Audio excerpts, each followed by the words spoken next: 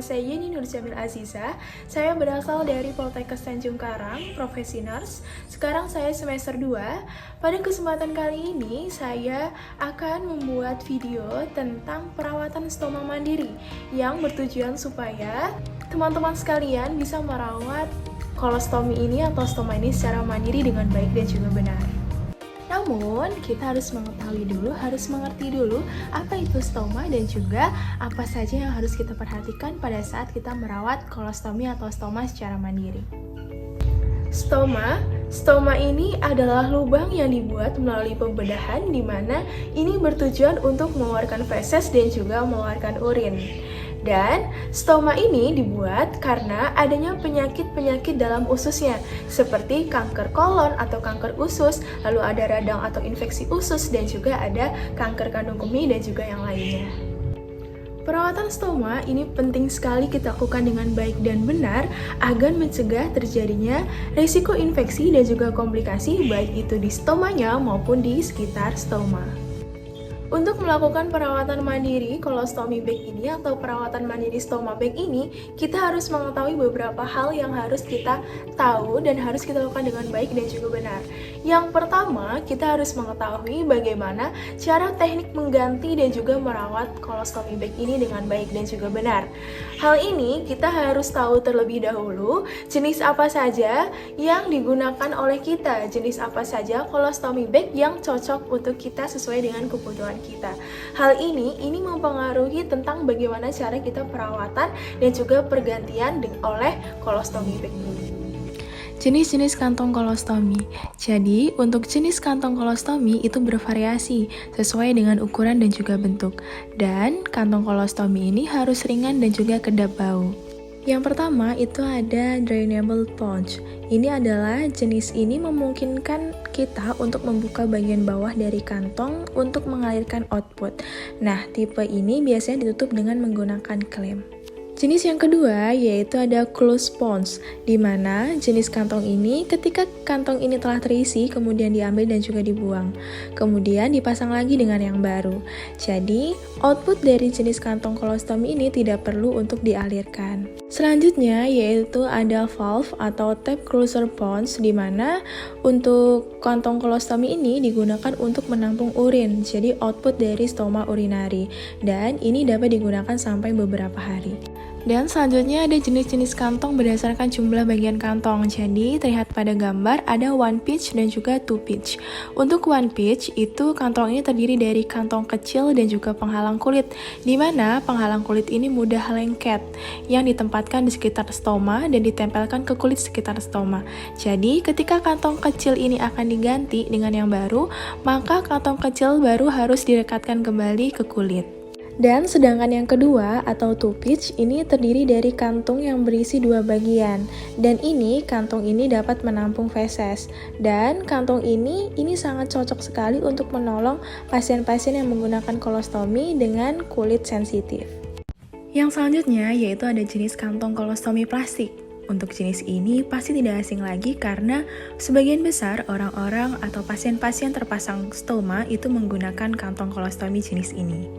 Yang selanjutnya kita harus mengetahui bagaimana teknik perawatan yang benar, di mana pada saat kita mencuci pada stoma bag kita atau pada stoma yang ini kita harus menggunakan air hangat bisa dan juga NaCl. Hal ini untuk mendisinfektan atau menghindari infeksi-infeksi yang ada di stoma maupun di sekitar stoma. Yang selanjutnya, kita harus mengetahui waktu pergantian kolostomi bag. Hal ini berdasarkan dengan kolostomi bag apa yang kita pakai. Hal ini mempengaruhi kapan kita harus menggantinya. Setiap jenis kolostomi bag itu biasanya berbeda dalam waktu pergantiannya. Namun, beberapa pasien itu biasanya menggantinya setiap 1 hari sekali. Namun, ada juga yang diganti dengan 3 hari sekali ataupun seminggu 3 kali. Dan hal ini yang harus kita ganti atau kita bersihkan itu jika ada kotoran dalam kolostomi bag ini terdapat 1/3 atau 1/4 kolostomi bagnya, agar menghindari kepenuhan dalam kolostomi bag yang nantinya akan memperberat pada kolostomi bag ini. Selanjutnya, kita harus tahu cara mengirigasi stoma bag atau kolostomi bag ini. Yang selanjutnya, kita juga harus tahu bagaimana cara kita, pola makan kita, pola istirahat kita, dan juga makan makanan yang bergizi yang harus kita makan dan yang juga kita hindari untuk pasien-pasien yang mempunyai stoma atau memakai colostomy bag. Berbagai jenis makanan bergizi yang harus dikonsumsi. Jadi, penting sekali kita mengetahui makanan-makanan bergizi yang harus kita konsumsi, karena ini untuk mengurangi resiko kekurangan nutrisi. Dan berikut ini adalah jenis-jenis makanan diet untuk pasien-pasien yang menggunakan kolostomi atau terpasang stoma. Yang pertama yaitu susu dan produk olahannya. Di sini kita boleh mengkonsumsi susu seperti susu yang rasa keju ataupun yogurt. Namun jika ada diare, kita boleh menggantikannya dengan susu kedelai, susu almond atau susu bebas laktosa. Yang kedua yaitu protein hewani tanpa lemak, seperti daging tanpa lemak, ikan, dan daging unggas tanpa kulit. Ini merupakan sumber protein hewani yang baik untuk pasien setelah menjalani pembedahan ataupun operasi kolostomi. Untuk di sini, telur boleh dikonsumsi tetapi jangan terlalu banyak, yaitu cukup 1 butir saja sehari. Dan kita juga boleh mengkonsumsi kacang-kacangan dan juga jamur, tetapi ini pastikan untuk mengkonsumsinya dalam jumlah sedikit dan mengunyahnya hingga halus dan sempurna untuk menghindari adanya masalah di ususnya.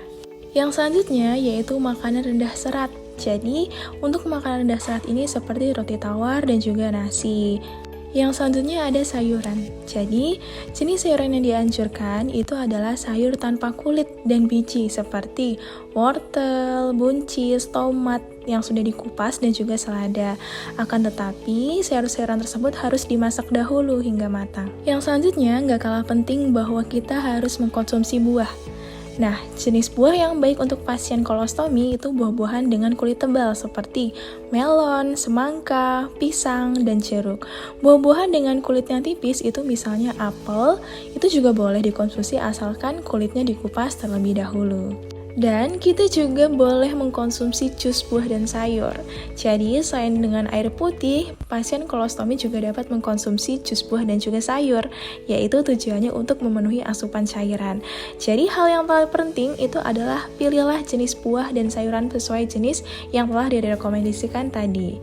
Nah, setelah mengetahui pilihan makanan yang baik dikonsumsi, ketahui juga apa saja yang sebaiknya dihindari. Jadi, beberapa makanan dihindari. Yang pertama, ada sayuran yang dapat meningkatkan produksi gas seperti bawang, kembang kol, asparagus, brokoli, dan juga kubis. Dan yang kedua, makanan tinggi lemak seperti makan yang digoreng. Dan selanjutnya, itu minuman bersoda, beralkohol, berkafein, dan juga berkadar gula yang tinggi. Yang selanjutnya, kita harus mengetahui aktivitas-aktivitas mana yang kiranya tidak boleh kita lakukan dan yang mana boleh kita lakukan. Hal ini dikhawatirkan nanti memperberat dari colostomy bag-nya dan juga mempengaruhi komplikasi dari stomanya ini. Untuk berbagai aktivitas yang boleh dan tidak boleh dilakukan oleh pasien, jadi untuk seseorang yang menggunakan kantong stoma ini sebenarnya hampir sama aktivitasnya sebelum dilakukan pembuatan stoma. Hanya saja di sini seseorang yang menggunakan kantong kolostomi atau sudah dibuat stoma di tubuhnya itu tidak diperkenankan untuk melakukan aktivitas-aktivitas yang berat seperti mengangkat benda berat. Dan jika kantong stomanya itu sudah dipasang dengan benar, seseorang ini dapat melakukan aktivitas fisik juga seperti berlari, olahraga, dan lain-lain.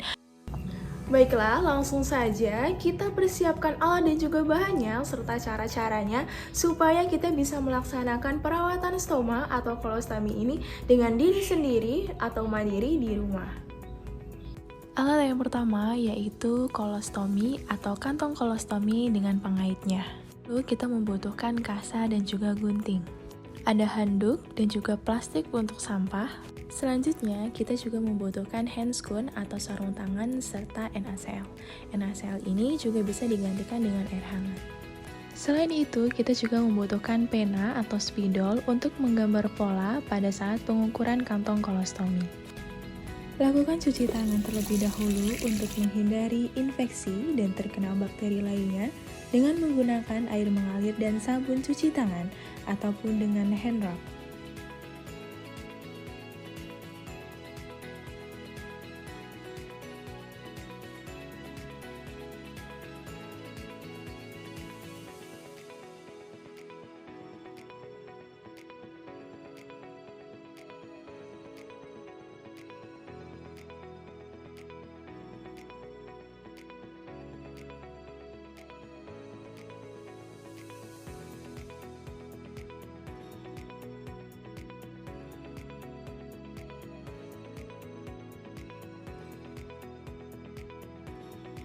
Setelah mencuci tangan, keringkan tangan menggunakan tisu atau handuk.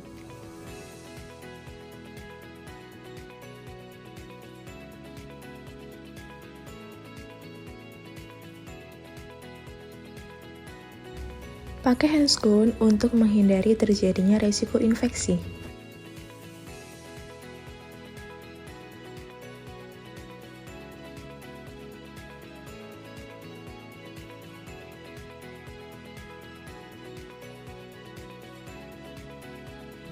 Ambil handuk, kemudian letakkan handuk tersebut di dekat badan dan juga di dekat stoma atau colostomy bag.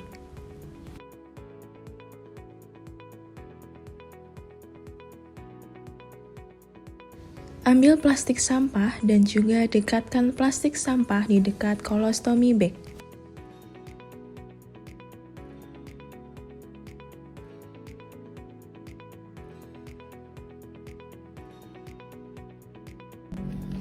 Siapkan kain kasa yang telah diberikan cairan NaCl.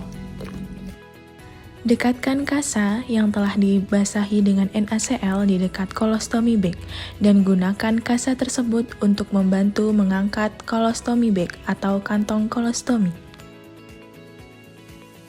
Lepas dan angkat kantong stoma yang lama secara perlahan lalu buang ke kantong plastik sampah yang telah disiapkan.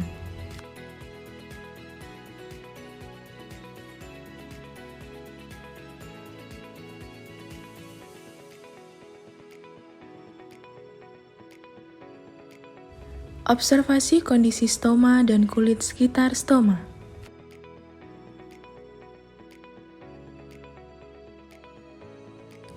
Bersihkan stoma dan kulit sekitar stoma dengan air hangat atau dengan air NaCl.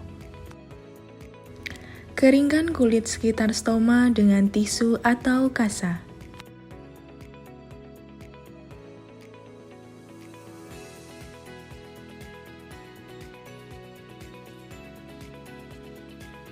Lindungi stoma dengan kasa agar feses yang keluar lagi tidak mengotori kulit yang sudah dibersihkan.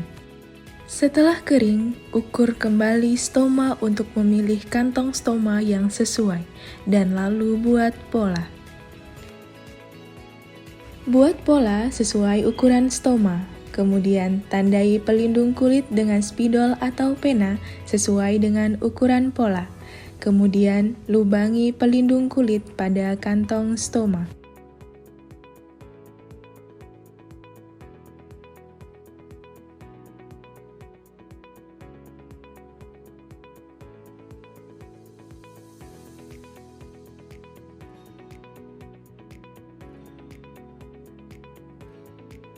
Rapikan guntingan dengan jari agar tidak melukai stoma. Lepaskan pelapis kertas dari lampengan kantong stoma. Tempelkan pelindung kulit pada kantong stoma, dimulai dari arah jam 6 pada jarum jam. Tekan secara lembut dan pelan, lalu pasang kantong kolostomi atau kantong stoma.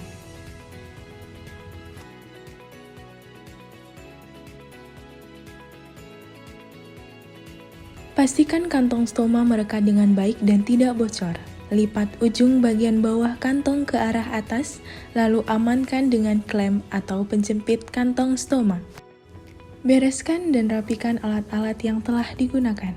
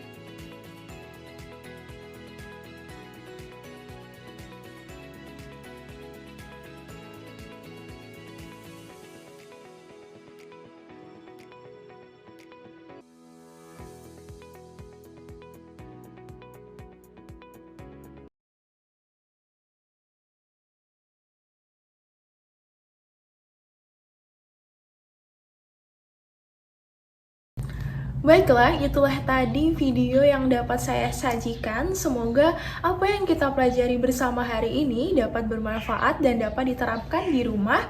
Semoga sehat selalu, tetap terjaga dalam kebersihan, semangat menjalani hidup, dan saya, Yeni Nurzamil Aziza, pamit undur diri. Assalamualaikum warahmatullahi wabarakatuh.